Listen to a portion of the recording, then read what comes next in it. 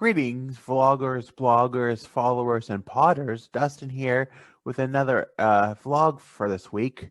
It's Easter week. It's Holy Week, the week of Good Friday before Easter. And I thought I would share with you today about excessive talking. Um, you know, many times we would think with autism that being excessive talking would not be a quality that we would have. However, I do have that quality and have had it for approximately 25 years.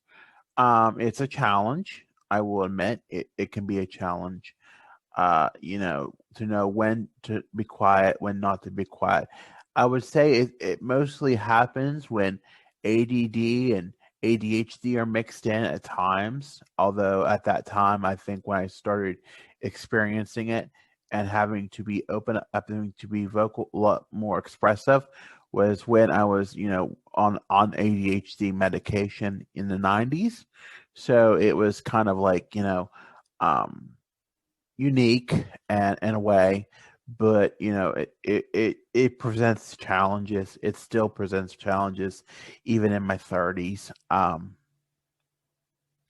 It just really presents challenges because you want to feel like you're a part of something when you want to talk, and you want to feel that when you're with comrades or companions or coworkers, you want to feel like you want to be a part of the conversation, have something to bring to the table, and not be singled out or not be left out because you're autistic.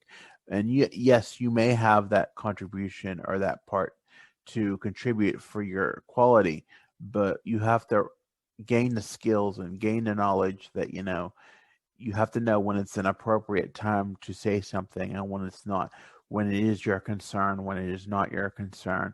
Sometimes things are not your concern, but you may think they are, or you feel they may affect you in a way that really doesn't affect you because you have anxiety such as I, and that triggers things, or it makes you build up things, but in reality it doesn't. It just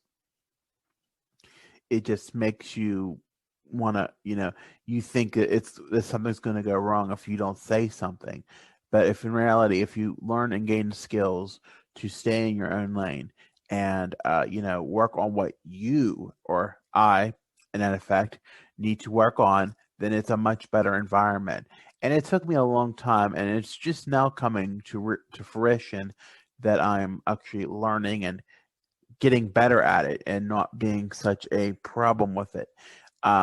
It's been maybe, since I've been really back in looping and back into the good part of my now, that I've actually been really good about, being mindful of what is in my lane, or what is appropriate for me to answer and what is not appropriate for me to answer. And part of that is helped with medication.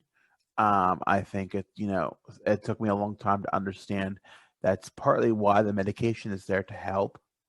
So I think that's a good thing.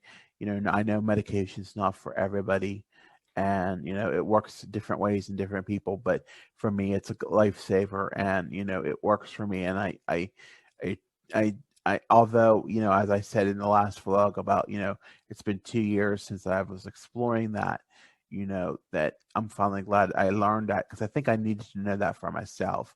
But now that I'm back on the mend and doing much better, I think it's a much more understood thing that, I have to take it, and it's a part of life. Um, but back to, excessive talk. I think we just want to be heard because sometimes we're just put in such a downward or down wrong place, or we're always, we may not have the capability to talk, but when we do want to talk. And sometimes we have a hard time understanding social construct, social cues.